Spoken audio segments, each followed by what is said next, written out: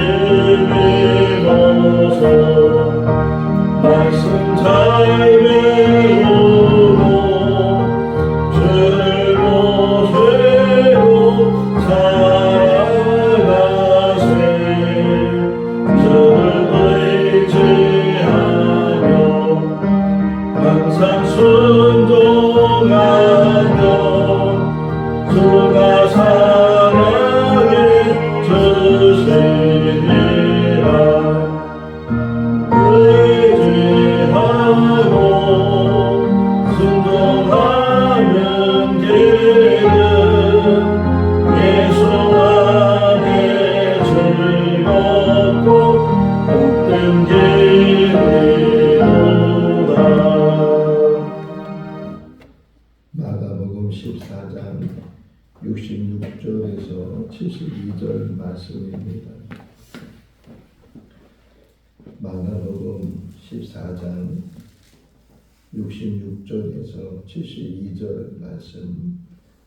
베드로는 아랫뜰에 있던 대제사장의 요 중 하나가 와서 베드로가 불째고 있는 것을 보고 주목하여 이르되 너도 나사렛 예수와 함께 있었도다 하거늘 베드로가 부인하여 이르되 나는 내가 하는 것이 무엇인지 알지도 못하고 깨닫지도 못하겠노라 하며 안뜰로 나가세.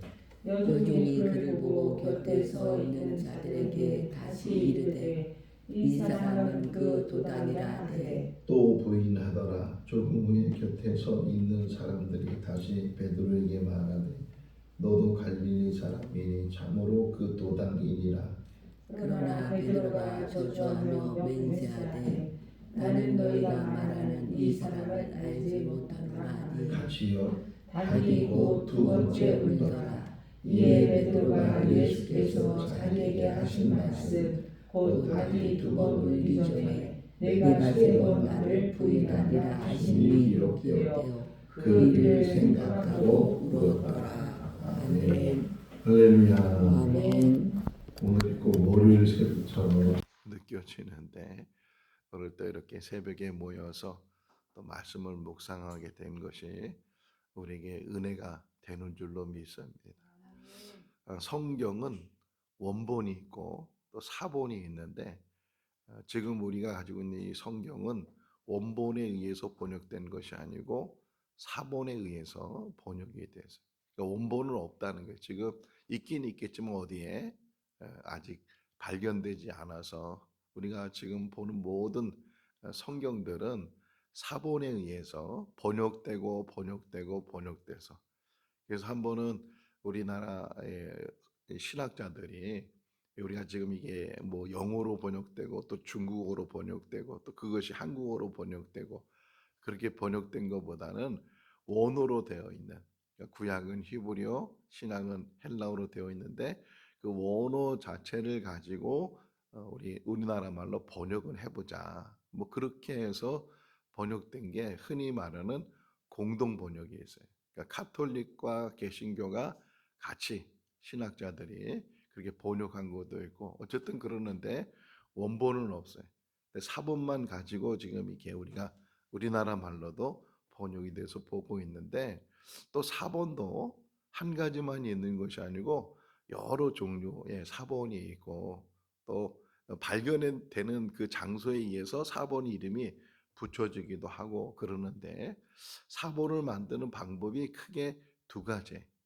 그러니까 이렇게 성경을 놓고 원본이든 아니면 또 다른 사본이든 성경을 옆에다 두고 보면서 그거를 이렇게 적는 그런 사본이 있고 반면에 누가 한 사람이 그 성경을 사본이든 원본이든 그거를 읽으면 여러 사람들이 그 소리를 듣고 적는 그런 사본이 있어요.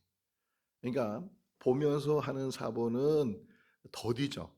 한 사람이 하나만 보면서 써야 되니까 더딘데 장점은 그래도 잘못 쓰는 것이 좀 드물게 되고 반면에 소리로 어떤 한 사람이 이렇게 읽으면 여러 사람들이 뭐 5사람도 10사람도 그 이상의 사람들도 얼마든지 쓰는 사람들이 받아 쓰는 사람들이 있으면 얼마든지 쓰니까 한 번 부르면 뭐 10개를 만들든지 20개를 만들든지 이렇게 만들 수 있으니까 어떤 면에서는 다량으로 사본을 만들 수 있는 장점이 있는데 단점은 뭐냐면 이 발음이 정말 정확해야 되고 듣는 것도 정확히 들어야 우리나라 말도 곰 그러면은 곰이 긴 장음으로 되는 곰도 있고 단음으로 짧은 곰도 있고 문 그래도 그렇고 배 그래도 그렇고 이게 길고 짧은 거에 따라서 그 의미가 그 말하는 뜻이 달라지는 것처럼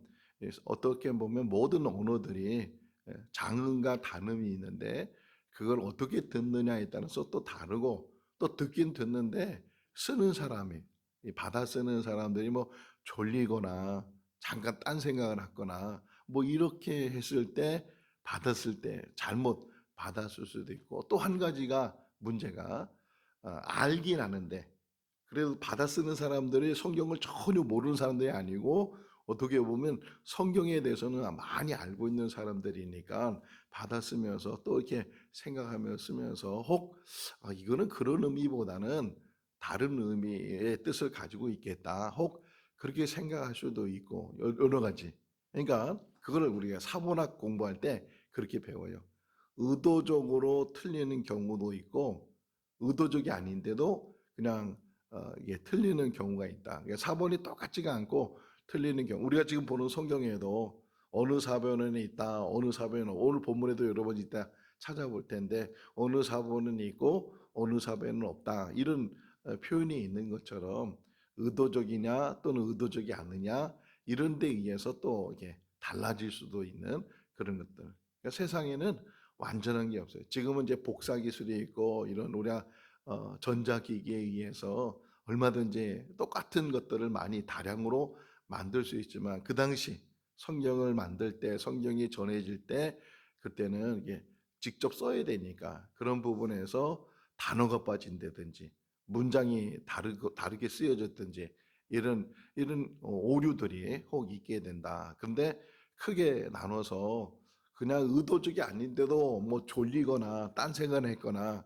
또는 자기 뜻이 안 맞거나 이래서 틀린 경우가 있고 또는 의도적이 아닌데 깜빡했다든가 이렇게 가지고서 틀리는 경우도 있게 되는데 왜 이렇게 길게 얘기하냐. 마태복음 26장과 27장을 보면 베드로 사건하고 또 27장에는 가룟 유다 사건이 이렇게 연결되어 있어요. 그 앞에도 또 가룟 유다가 나가가지고서 대제사장들 하속들을 데리고 겟세마네 동산에서 예수님 붙잡아가는 그런 이야기도 있지만 어쨌든 두 사람을 비교해 보면 뭐가 누가 더 큰 잘못을 했느냐 이것보다는 둘 다 어쨌든 한 사람은 예수님을 세 번씩이나 모른다고 부인하고 한 사람은 은 30이 예수님을 팔기도 하고 물론 다른 제자들은 다 도망가 버리고 이제 그런 상황인데 요걸 비교해 봤어요. 오늘 이 새벽에 일어나서 이 말씀을 사본에 대한 생각을 가지면서 비교해 봤을 때 둘 다 주님을 부인한 사람이고 주님을 판 사람이고 잘못한 사람이잖아요. 둘 다 잘못한 사람인데 근데 어떤 면에서는 가룟 유다는 아예 의도적으로 그렇죠. 그냥 어쩔 수 없는 상황이 아니고 자기가 의도적으로 제사장을 찾아가서 예수를 팔겠다고 하는 의도성을 가지고 예수님을 배반한 사람이라면 가룟 유다는 오늘 본문에서 다시 생각해 보면 의도성 그렇게 없어요. 의도성이라기보다는 갑작스럽게 일어나는 그 질문과 그 얼떨결에 하는 그런 대답들 그리고 상황들 물론 이 베드로의 마음에는 얼마나 두려움이 있겠어요. 예, 만약에 나도 그 도당이다. 그래 내가 예수님 제자다. 이렇게 당당하게 말하면 참 좋았을 텐데 그러지 못한 우리 모습이 그 모습이잖아요. 우리는 뭐 절대로 어떤 상황에서도 예수님을 부인하지 않겠다고 지금은 이렇게 우리가 말을 하더라도 혹이나 정말 세상이 바뀌어 버리고 기독교가 핍박당하고 예수 믿으면 죽인다고 총을 들이대고 칼을 들이대면서 얘기했을 때 그런 상황이 갑작스럽게 일어나게 되면 정말 끝까지 죽으면 죽으리라는 그런 믿음을 가지고 그래 나 예수 믿는 사람이야 이렇게 당당하게 얘기할 수 있겠는가 그런 걸 생각해 보면 지금 베드로의 심정과 이런 모습들을 우리가 좀 알 수가 있다. 그럼에도 불구하고 이게 정당화될 수는 없는 거잖아요. 왜냐하면 그 예수님께서 말씀하실 때 내가 붙잡히겠다, 내가 죽을 것이다. 절대로 그런 일 없다고. 아니 혹이나 다른 사람은 몰라도 저만큼은 계속 죽을 때까지 예수님 보호하고 저도 같이 죽겠다고 제가 예수님 내가 방어를 해주겠다고 그랬던 베드로잖아요. 겟세마네 동산에서도 사람들이 왔을 때 칼을 휘두른 사람이 베드로거든요. 어떻게 보면 정말 끝까지 주님을 붙들려고 주님을 지키려고 했던 제자 중에 한 사람 베드로고 또 다른 제자들은 아예 도망가 버렸잖아요. 숨어 버렸는데 그래도 그나마 베드로는 따라갔다고요. 다만 표현이 뭐라고 표현되어 있다고요? 멀찍이. 예수님께 가까이 가지 못하고 예수님 옆에 붙어서 내가 예수님의 제자라고 그렇게 대제사장들 앞에까지 가서 그렇게 서 있는 베드로가 아니고 그나마 멀찍이 어떻게 되는가 일이 어떻게 걱정스러운 그런 모습을 가지고 마음을 가지고 베드로가 어쨌든 대제사장 집 앞에까지 가게 됐어요. 그 당시는 여기 불을 쬐다 그러잖아요. 그 당시 상황은 지금 우리 지금 6월절이 대략 4월달, 3월달 이렇게 이루어지죠. 6월절 정하는 것도 음력이기 때문에 딱 날짜가 정해져 있는 게 아니고 어느 때는 당겨져 있고 어느 때는 늦춰지고 그러지만 추운데 그리고 또 그 이스라엘 이 기온이 낮에는 덥고 밤에는 춥고 이 사막과 같은 그런 어떤 기온을 가지고 있으니까 이 저녁 늦은 시간 또 새벽녘 시간 이런 시간이니까 추워요. 추우니까 불을 쬐단 말이에요.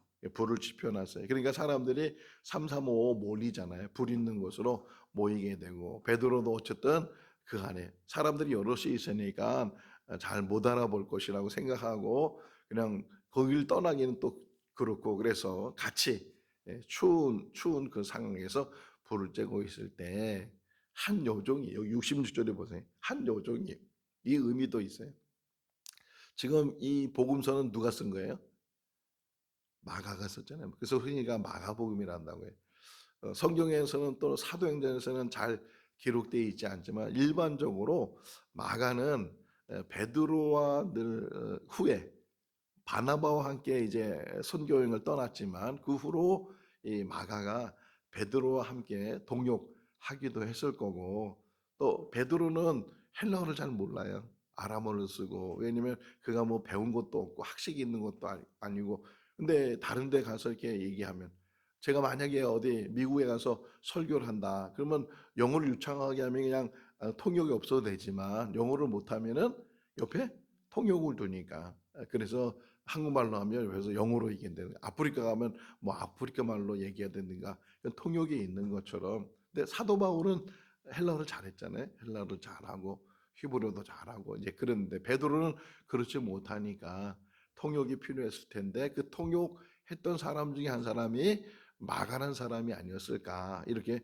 추측을 해요. 그러니까 어떤 면에서는 좀 요 이야기가 짧게 돼 있지만 그 짧게 돼 있는 이야기이지만 그럼에도 불구하고 베드로에게 직접 들을 수 있는 이야기잖아요. 내가 그때 예수님을 3번씩이나 부인했다고 그런 얘기를 마가가 직접 들었으니까 어떤 면에서는 이 마태나 또는 누가나 이런 복음서에 기록되어 있는 이 부인하는 이야기보다는 더 짧은 이야기지만 구체적이고 이렇게 그래서 다른 복음서에는 그냥 닭이 울어서 3번 부인하니까 닭이 울었다 이렇게 표현되어 있지만 이 마가복음에서는 2번 닭이 2번 울 때 네가 울기 전에 3번 부인할 거다 이렇게 예수님이 말씀하셨는데 그걸 써놨어요. 우리가 눈여겨 안 봐서 그냥 닭 울기 전에 3번 부인했다 이렇게 얘기하지만 마가의 기록. 근데 아까 4번 얘기한 게 이제 나와요. 보시면 어디 먼저 68절 볼까요? 한번 읽어볼까요? 베드로가 부인하여 이르되 나는 내가 말하는 것이 깨닫지도 못하겠노라 하며 앞들로 나가세. 그죠? 그냥 서 있어 그냥 주의 있게 안 보면 그냥 그렇게 읽고 지나가 버리는데 나갈 세자를 보세요. 나갈 세 하면 그 세자에 뭐가 붙어 있어요? 1번이라는 번호가 붙어 있어요. 그럼 1번이라는 번호는 성경 밑으로 내려가면 거기에 대한 설명이 붙어 있는 거예요. 어떤 사본에는 이렇게 나오잖아요. 다른 어떤 사본에는 그 68절 끝에 뭐가 있다고요? 닭이 울더라. 마침 닭이 울더라. 그 말이 붙어 있다는 게. 지금 우리가 있는 번역된 이 성경에는 그 말이 없는데 다른 사본에는 닭이 울었다 이렇게 표현돼요. 이때 이 닭이 울었다는 거는 몇 번째 부인했을 때예요? 첫 번째 부인했을 때, 첫 번째 부인했을 때 닭이 울었다는 거예요. 우리가 늘 알고 있는 지식은 뭐예요? 3번 부인하고 나서 닭이 울었잖아요. 그렇게 알고 있고 그 닭 소리 때문에 그가 주님의 말씀을 깨닫게 되고 밖에 나가서 통곡을 했다. 그러는데 지금 마가라는 사람이 이 이야기를 써주면서 첫 번째 부인해 버렸어요. 첫 번째 부인할 때 닭 소리가 한번 들렸어요. 제가 한번 요거를 묵상하면서 뭐가 생각이 났냐면 새벽에 민방위 훈련 받아봤어요? 이강래 조사님? 민방위 훈련이라는 게 있어. 민방위 훈련이 그죠? 사이렌 그 소리 사이렌. 사이렌이 첫 번째 울리는 사이렌은 이제 민방위가 시작이 된다는 소리잖아요. 그리고 좀 있다가 두 번째 하면 공습경보, 그래서 다 숨어야 되고 움직이지 말아야 되고 보이지 말아야 되고 그런 사이렌이 마지막 세 번째 울면 이제 해제됐다, 뭐 그런 의미가 있잖아요. 그 의미를 어떤 면에서는 예수님의 말씀이 더 일찍 기억이 났으면, 첫 번째 부인했을 때 이 베드로가 기억이 났으면, 주님이 다구울 때에 내가 그 전에 세 번 부인한다고 말씀하셨는데 어쨌든 한 번 부인을 했는데 그때 닭소리가 한번 들렸단 말이에요. 닭소리가 들렸으면 내가 이러면 안 되지 하고 깨달아야 되는데, 사람은 어리석다는 게 자기 방법을 찾는 거예요. 자기 방법. 어떤 방법이냐? 그 자리를 잠깐 그리고 뭐라고 표현됐어요? 앞들로 나가세. 그 자리를 자리만 피하면 문제가 해결된다고 생각을 하는 거예요. 야곱도 그렇잖아요. 야곱도 에서가 400명 데리고 온다고 하니까 이 자기 머리로 자기 생각으로 떼를 나눴잖아요. 떼를 나눠서 혹이나 에서가 한 떼를 이렇게 하면 다른 떼는 도망갈 수 있고 하나는 좀 부분적으로 남길 수 있고, 이 인간들이 가지고 있는 그 모면하고자 하는 그 위기 상황, 그런 것들을 자기 꾀로 자기 생각으로 자기 방법으로 모면한다고 생각해서, 경고의 닭소리가 한번 들렸는데도 불구하고 그건 들려지지가 않다, 생각나지가 않았다는 게, 생각나지도 않고 어쨌든 그 자리만 피하면 내가 모면할 수 있겠다, 그런 생각을 가지고 앞들로 나가게 됐다는. 그런데 그 계집종이 거기서 이제 끝나야 되는데 한 번 더 얘기했다는 거예요. 그 여종이 그러잖아요. 그 여종이 그를 보고 다시 옆에 있는 사람들에게 이 사람이 그 도당이다. 그 도당이라는 단어를 오늘 새벽에 찾아봤어요. 인터넷 찾아 들어가 보니까 악한 무리들이, 악한 무리들. 그냥 무리가 아니고 악한 무리를 가리킬 때 쓰는 말, 이렇게 돼 있더라고요. 어쨌든 이 여종이, 그것도 여종이라는 게 계속 강조되어 있어요. 그러니까 하천한 사람이잖아요. 어떤 면에서는 즉 신분적으로 하천한 사람에 의해서 베드로가 이렇게 부인하게 되는 그런 모습들을 이제 얘기를 하고 있는데, 또 얘기했다는 게 두 번째 얘기하는데 그냥 나가는 그 다음에 설명을 안 해. 그냥 부인했다, 이렇게 부인했다. 다른 데서는 또 이렇게 다른 복음에서는 계속 강력하게 부인하는 그런 이야기가 나오는데, 여기서 그냥 부인했다, 이렇게 두 번째 부인을 했어요. 그러고 나서 멈춘 것이 아니고 그 다음에 여러 사람들이, 여기 그 다음에 보시면 여러 사람들이 70절 볼까요? 또 부인하더라. 조금의 곁에 서 있는 사람들이 다시, 사람이니 참으로 그 도당이도다. 이제 한 사람이 베드로에게 지목하는 것이 아니고 거기 있는 여러 사람들이 같이 이구동성으로 너도 바로 그 도당이야, 너도 바로 거기 같이 있었어, 너도 함께 있는 사람이야, 이렇게 얘기하니까 이게 너무 당황스럽잖아요. 너무 당황스러우니까 그 다음에 표현이 뭐예요? 그러나 베드로가 뭐하고 저주하며 맹세하되. 자, 여기서 잠깐 생각해 보세요. 누구를 저주했을까요? 누구를 저주한 거예요? 아니에요. 그렇게 이제 해석하자는 거. 누구를 저주하면 자기를 저주하는 게, 자기를. 이런 표현이잖아요. 우리나라 말 표현을 바꾸면 내가 거짓말하면 내 손에 뭘 한다고요? 장을 짓는다. 내가 이 거짓말을 하면 내가 성을 바꾼다고. 내가 거짓말하면 네 아들이라고. 이런 거, 이런 말이에요. 이런 말투란 말이에요. 그냥 자기 스스로 내가 정말 내가 거짓말하면 내가 저주받을 사람이야. 그래서 맹세까지 했다잖아요. 저주하고 맹세하면서, 그러니까 자기 말이 거짓말이 아니라는 사실을 그냥 부각시키기 위해서 그가 예수님을 저주하는 게 아니고 그가 자기 스스로 내가, 그런 표현이란 말이에요. 그런 표현을 하면서 나는 몰라. 그분하고는 관계가 없는 사람이야. 예, 적극적으로 이제 부인하게 되고 알지도 못하는 사람이야, 이렇게 얘기하는 그 베드로. 그때 뭐라고 표현되어 있어요? 72절에 닭이 뭐라고요? 두 번이 아니고 두 번째 울더라 그러잖아요. 아주 명확하게 마가가 지금 표현해 준, 두 번째라는 말은 무슨 의미예요? 첫 번째가 있다는 거잖아요. 그래서 첫 번째가 있었기 때문에 두 번째. 우리가 두 번 울더라는 뭐야? 한꺼번에 꽃기요 이거 하고 한 번 꽃기요 했던 게 또 한 번 꽃기요 한 거 다르잖아요.